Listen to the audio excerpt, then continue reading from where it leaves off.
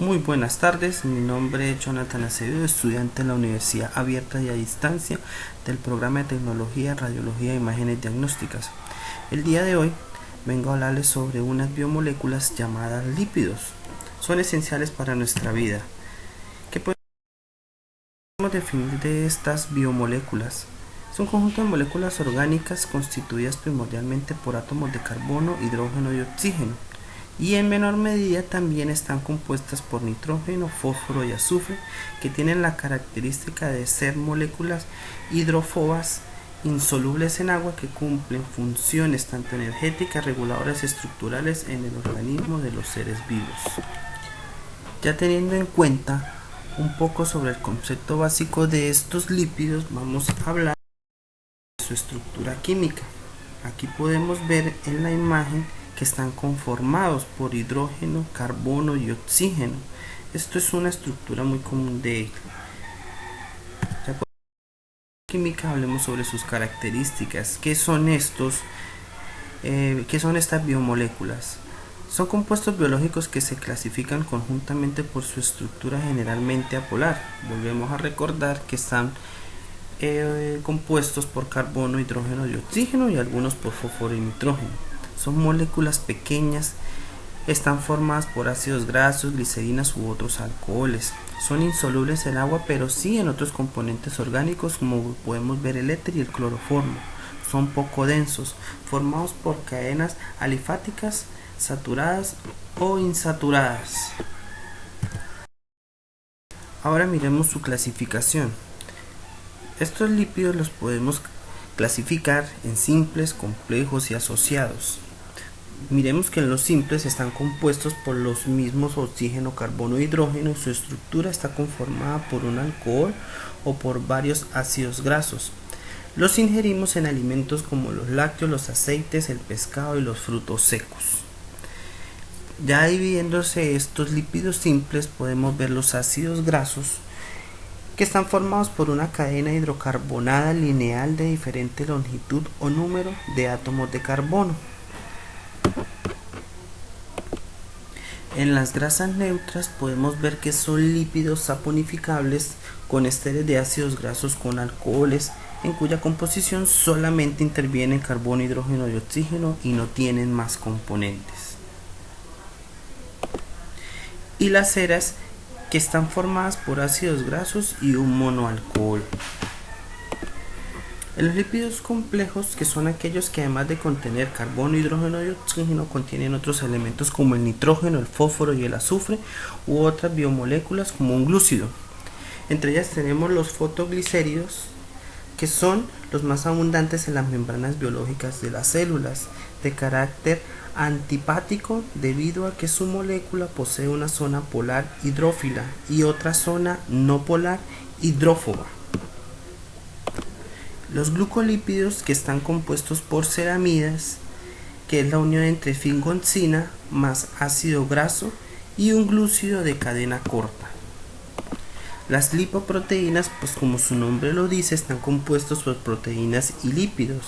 Entre ellas tenemos las enzimas transportadoras, proteínas estructurales, antígenos y toxinas. Son lipoproteínas y la función de estas es transportar lípidos a todo el cuerpo en la sangre.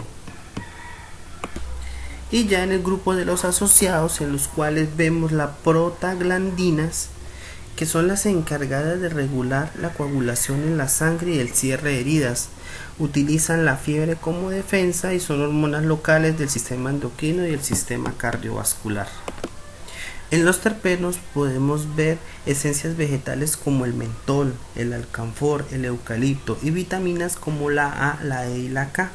En pigmentos vegetales como la carotina y la xantofila.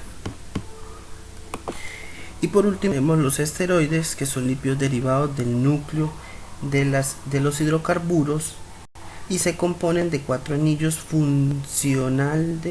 fusionados de carbono que poseen diversos grupos funcionales. Ya viendo un poco la clasificación de estos lípidos, podemos mirar cuáles son sus funciones. ¿Qué misión tienen ellos en nuestro organismo? Tenemos por lo menos la función energética, que constituyen en reserva energética de uso tardío o diferido del organismo. Su aporte calórico es muy alto, incluso más que las proteínas, que son 10 kilocalorías por gramo. Acordémonos que las proteínas son 4 kilocalorías por gramo. En reserva, agua representan una importante reserva en esta, al poseer un grado de reducción mucho mayor el de los hidratos de carbono, y la combustión aerobia de los lípidos produce una gran cantidad de agua. En la producción de calor sabemos que en muchos animales hay un tejido adiposo especializado en esto.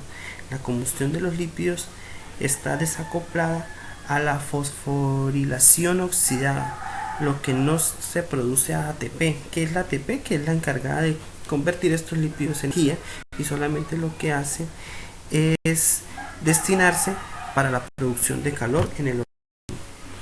En la función estructural, las células poseen una capa delgada llamada bicapa lipídica, que está formada por fosfolípidos cuya función principal es la de la protección mecánica de la estructura donde aparecen. Aparte de almacenar energía en los momentos de necesidad, protegen al cuerpo de daños en los órganos, en los riñones y en las glándulas suprarrenales, así como en el cuerpo contra el frío. Lo ayuda a moldear y a desarrollar.